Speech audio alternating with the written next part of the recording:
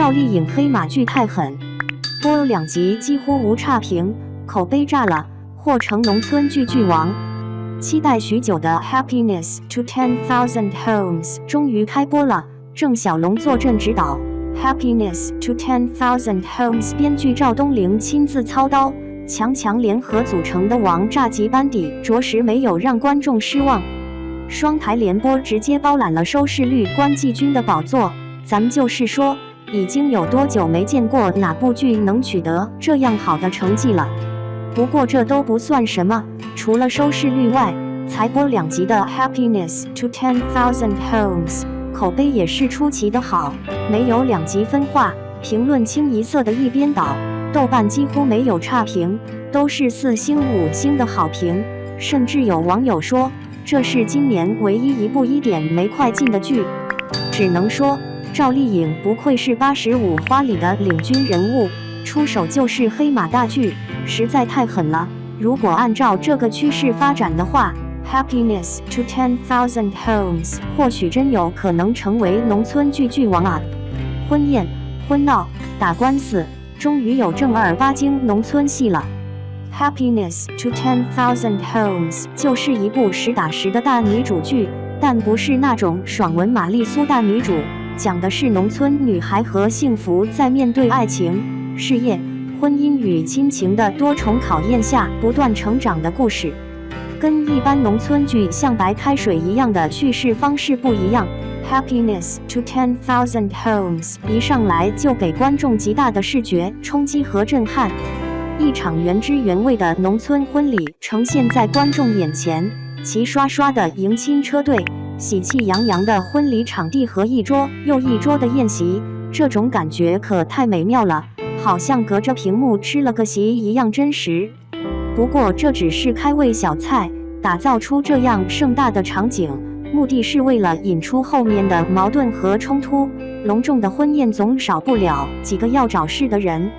万家庄书记的儿子，万传家相中的和幸福的妹子，一股粗俗的封建陋习扑面而来，把人家小姑娘就给堵屋里了。然后言之凿凿美名其名曰的说，这是闹喜，我堂书记的儿子来你们小门小户的王家来闹喜事，给你们面子，一点不撒谎。看到这儿，老边的火那叫一个蹭的往上冒啊！当何幸福上来给他脑袋干开瓢了之后，打得太大快人心了，真想让人拍手叫好，只想说何幸福干得漂亮。而婚闹这件事只是一个铺垫，为了何幸福后来的打官司做铺垫。有一说一，虽然只播出了2集，但不仅把矛盾和冲突交代得明白，也能让观众把每个人物的性格都摸透。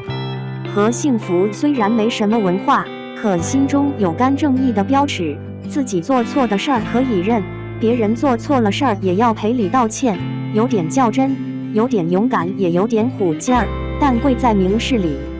王庆来对何幸福是真的疼，也是真的爱，但懦弱、胆小怕事，能说出我替你顶罪的话，可却没有一点大老爷们应该有的气概，说白了就是窝囊。王庆来妈妈是真的认可何幸福，也说何幸福跟她年轻时候一样，只不过这么多年早已被生活蹉跎了棱角，跟王庆来爸的纯怂、窝里横相比，庆来妈不知道要好上多少倍。